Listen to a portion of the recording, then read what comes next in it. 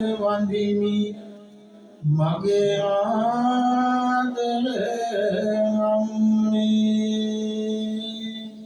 කොහොම අපච්චිවත් තාත්තවත් වන්දනා කරන්ට මුද්දිකාරෝ මලින්ගිත්වා තුම්බිත්වා පිය පුත්තකං ගාජමන්ජන් සුපතිත්මන් පීතුපාදන් නමාමං නැති බැරිකමත් මට නොදැනින නියාවෙනි දුක් කරදර මැදින් මාන දුදයාලිනි හොඳ දරුවෙකු වන්න මට දුන් වාමිනි ඔබේ පායුග වඳිමි ආදර පියාණෙනි. අත් දෙකින් අල්ලලා දරුවන් වන කිට්ටවන්න.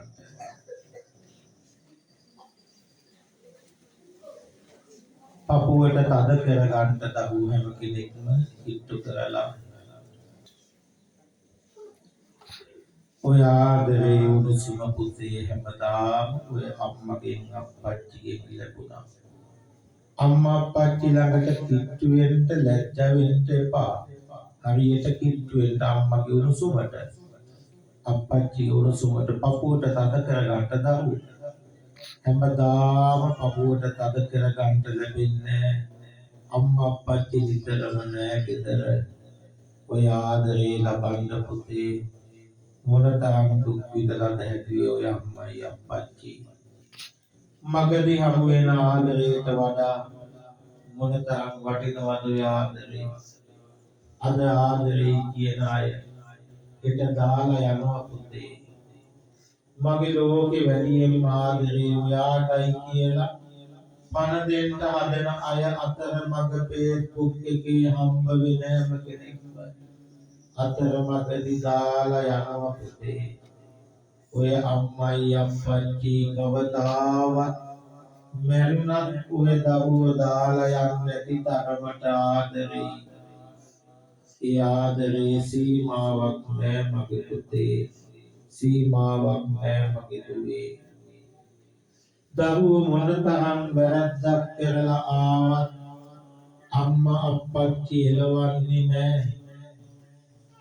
විවාහ වෙලා වරද්දගෙන ආපහු එන දුවලව අප්පච්චි ගහලා පැන්නුවේ නෑ. අම්මා පැන්නුවේ නෑ. කොච්චර වැරදි කරගෙන ජීවිතේට මොනතරම් වැරදි කරගෙන ආවත් අම්මයි අප්පච්චි ඔබව බාරගත්තා. මොනතරම් වැරදි කළත් බාර ගන්නවා පුතේ. බාර ගන්නවා දුවේ. ඒ ඔබට තියෙන ආදරේ හින්දා. ඔය අප්පච්චි මොනතරම් ආදරේද. පපුවට තුරුල් වෙලා ඉන්නකොට පුංචි කාලේ වගේ අප්පච්චිගේ උණුසුම අම්මගේ උණුසුම ලැබෙනකොට මේ ලෝකේ තියෙන පින් ඇති ආදරේ බව අපිට තේරෙනවා. අනේ ඒ උණුසුම ලබන්න තව කොච්චර කල් මගේ අම්මා මගේ අප්පච්චි ජීවත් වෙයිද. අම්මා කෙනෙක් විසාකාවක් නම් ඒ අම්මගේ ගුණ කියවන්න අපිට පුළුවන්ද. අම්මයි තරම් මහා දුක් විඳපු මහ සෙනෙහසක් දුන්න කෙනෙක්. ඒ නිසා පුතේ කවදාවත් අම්මට දුක් දෙන්න එපා. අම්මගේ හිත රිදවන්න එපා. අම්මා දිහා බලන්න එපා.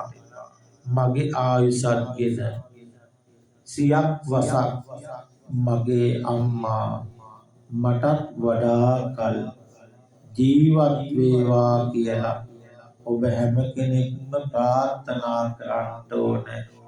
මගේ ආයුෂත් අරගෙන මගේ සුදු අම්මයි අප්පච්චි මට වඩා කල් ජීවත් වෙන්න ඕනේ. ඒ බව මම හදවතින්ම ප්‍රාර්ථනා කරනවා.